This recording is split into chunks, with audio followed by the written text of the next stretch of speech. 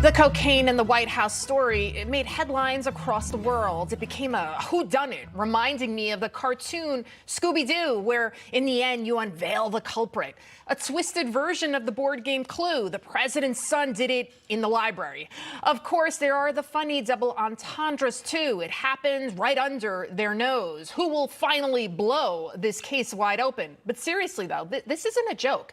If anything, we have Americans that have become the butt of a joke, with the world laughing at us. We have a feeble president who can't even remember who Russia is at war with.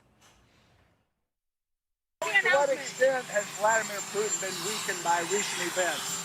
It's hard to tell, but he's clearly losing the war in Iraq. He's losing the war at home. Wow. A president who touts his Biden economics, yet middle-class Americans can barely afford to buy homes and cars due to interest rates, labor costs. So when the Coke in the White House story broke, it almost became a reprieve for the news cycle for the left-wing media, who found it to be hilarious. A surprising discovery at the White House. What was it? A bag of suspicious white powder believed to be cocaine. I would like to know blow by blow who was responsible for this. Too soon. I can't even fathom anything like this having been found before in the West Wing.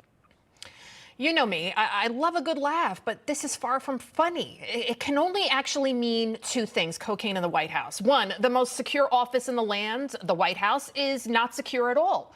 Or two, the Secret Service knows exactly whose cocaine it is, and they're hiding it from the public, both national security issues. I want you to check out this Politico article. The headline reads, "White House cocaine culprit unlikely to be found." Seriously? If this is true, could you imagine if the cocaine was anthrax, a biochemical weapon? Remember that infamous white powder that was mailed to newsrooms back in 2001? That CBS network news employee, by the way? I know her. She's a friend of mine. In fact, we still keep in touch. And while she did fully recover, the anthrax caused a gaping hole in her face so deep that she needed plastic surgery. The gash was right here under her eye. And had the anthrax powder gotten in her eye, she would have likely lost that eye. How do I know all this? I was a production assistant at the time at CBS News. I handled the very letter she opened for Dan Rather. So when I hear white suspicious powder located in a secure area with people in high position in proximity, cocaine doesn't come to mind. Yet here we are.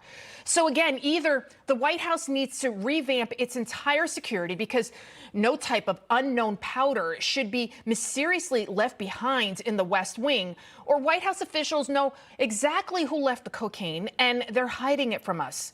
Wasn't it the Biden's first press secretary, Jen Psaki, who promised to be honest with the American people? When the president asked me to serve in this role, we talked about the importance of bringing truth and transparency back to the briefing room.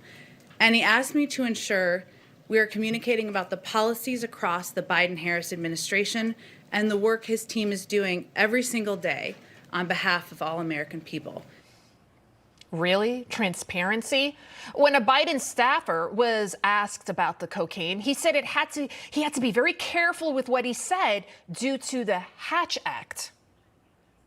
Former President Trump has made some pretty wild posts recently on social media.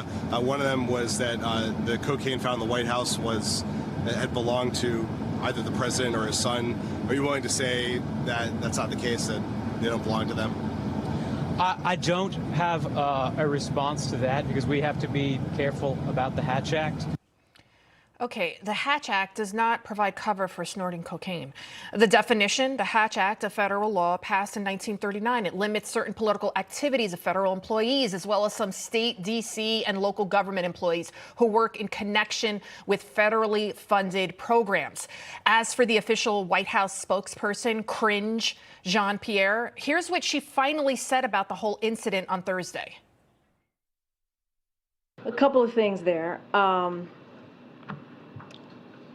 He mentioned the Hatch Act because the question was posed to him using Donald Trump, and so he was trying to be very mindful. Wow, here we go again. They always have to bring up Donald Trump. Sorry, KJP, this is one scandal you can't turn around and blame Trump on.